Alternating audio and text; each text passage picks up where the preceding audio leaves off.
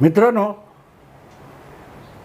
मराठा आरक्षणासाठी अचानक जो एक स्फोट झाला आणि त्या अंबड तालुक्यामध्ये आणि जरांगे पाटील यांचं दुर्लक्षित असलेलं उपोषण, त्यांच्या पाठीराख्यांची जमलेली गर्दी, त्यानंतर झालेला लाठीमार आणि त्यामुळे जरांगे पाटील हे प्रकाश झोतात आले आणि आता सरकारच्या आश्वासनानंतर त्यांनी परत एक कठोर भूमिका घेतलेली आहे आणि त्यांनी दिलेली मुदतसुद्धा संपून गेली, म्हणून तर त्यांनी परत उपोषण सुरू केलं आहे.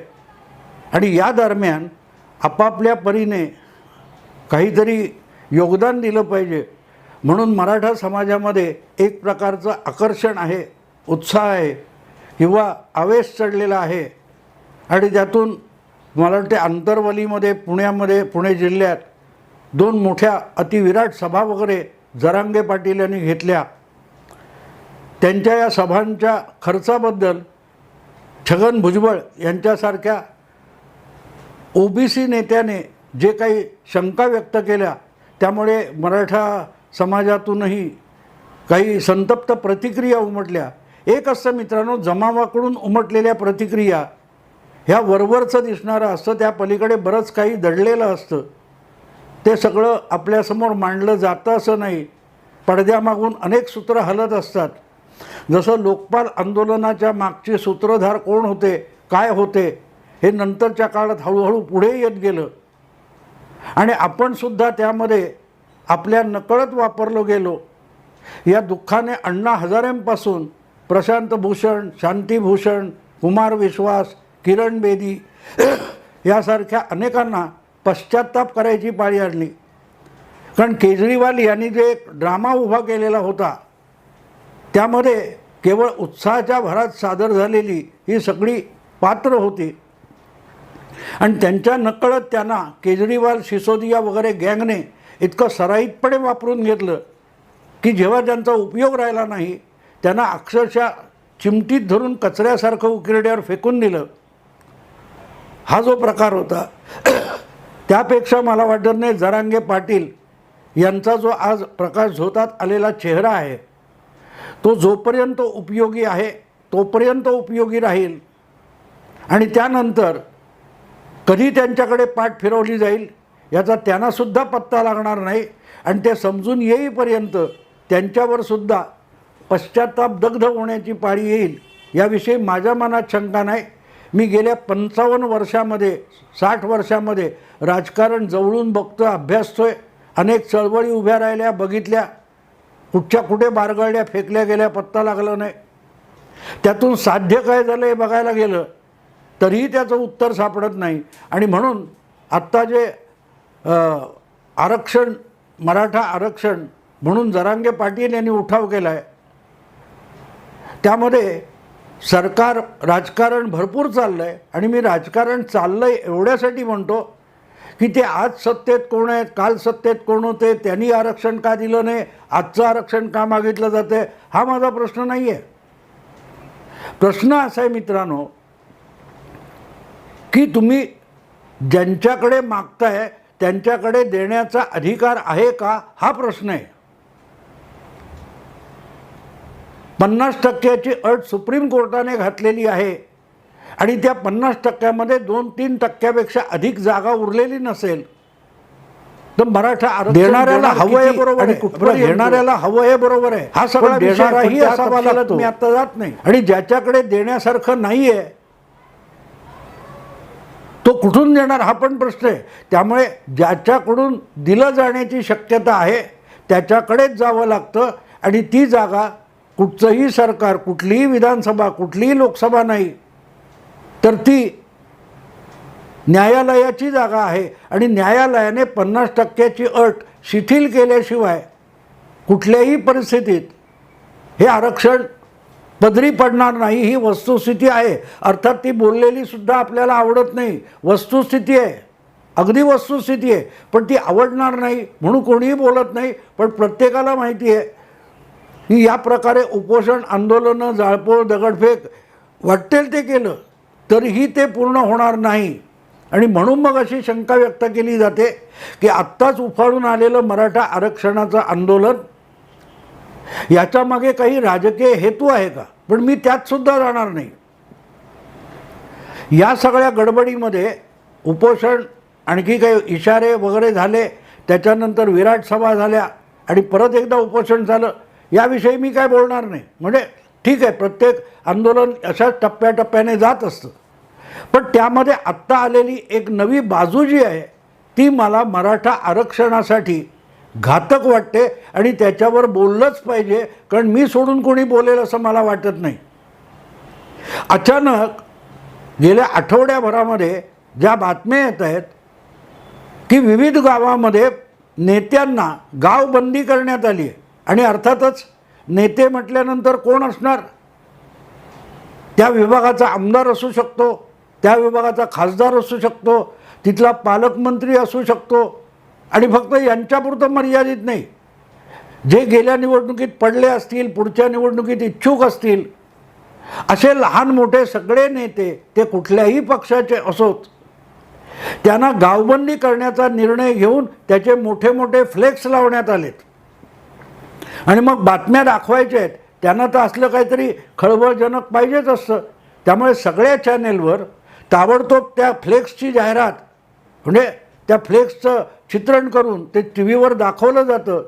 बरोबर त्या फ्लेक्ससमोर गावातली 5, 25, 50 माणसं उभी असतात, ते घोषणा देत असतात. हे आपण बघतो. आणि बघा आंदोलन किती गाव गन्ना पसरले, हा समज निर्माण केला जातो इथपर्यंत ठीक आहे. पण याच्या परिणामांवर कोणी विचार केला आहे का?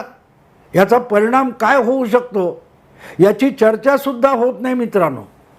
मान्य आहे, गावात तुम्ही पुढाऱ्यांना बंदी घालाल, पण जो त्या गावातलाच आहे त्याच्यावर तुम्हाला बंदी घालता येणार नाही.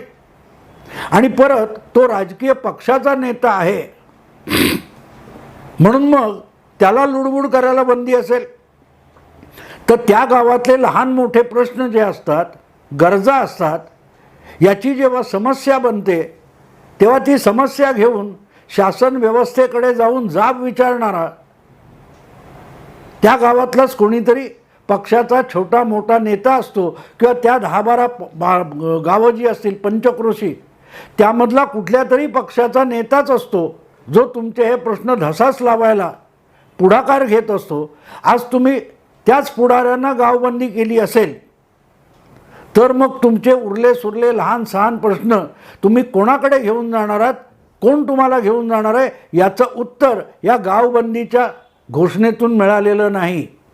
अगदी साध्या साध्या कुठे विम्याचे पैसे मिळालेले नाहीत, कुठे कांद्याला किंवा आणखीन शेती उत्पादनाला चांगला भाव मिळालेला नाही.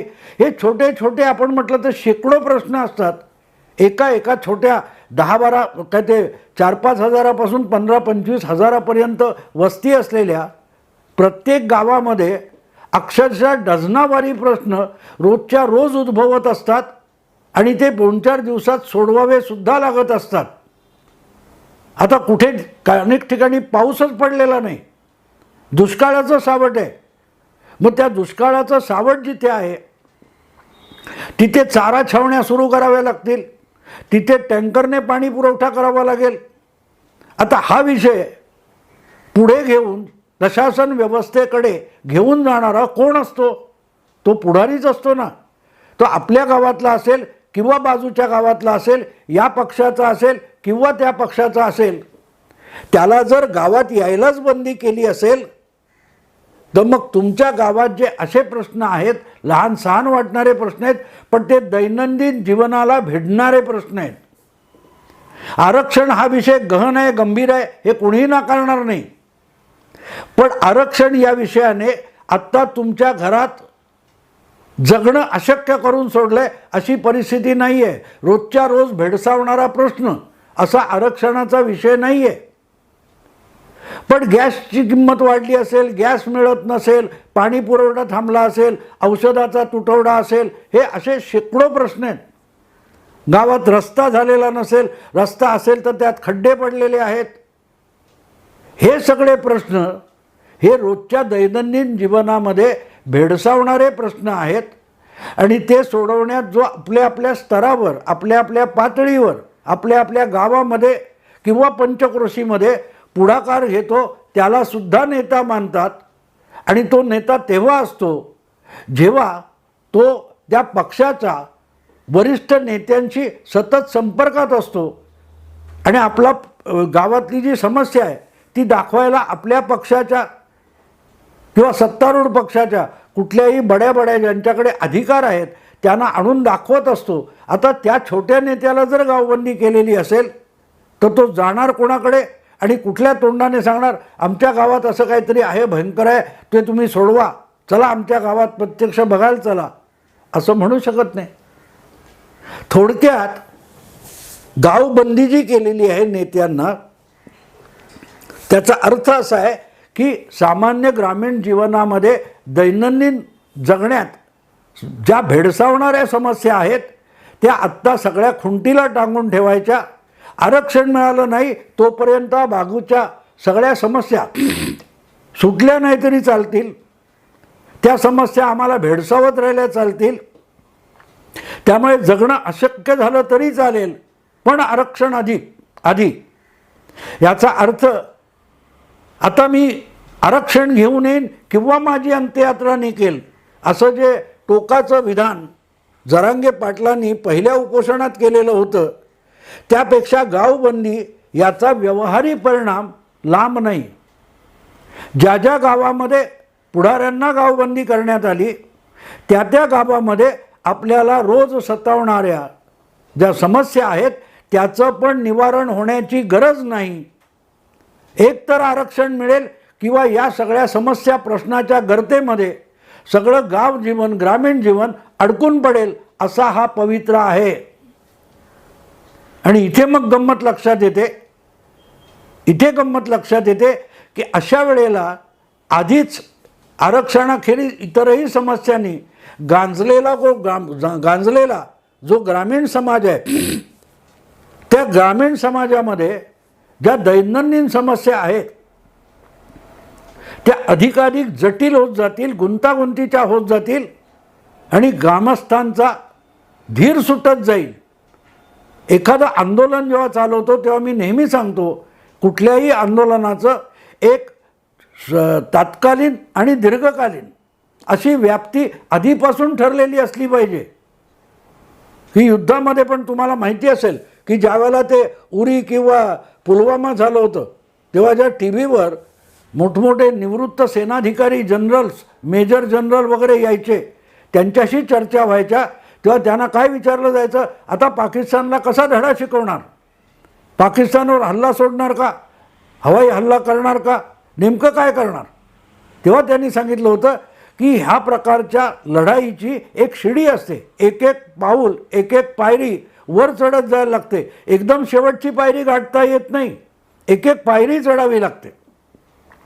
तसंच आंदोलन ही सुद्धा एक प्रकारची लढाई असते आणि त्या लढाईमध्ये अतिशय जपून एक एक पाऊल पुढे जावं लागतं की आपण ते आंदोलन किंवा ती लढाई किती प्रखर करतो आहे आणि त्याचे परिणाम काय होऊ शकतात, ते परिणाम पुढचं पाऊल टाकण्यासाठी घातक असू शकतील का याचा पण आधी विचार करावा लागतो.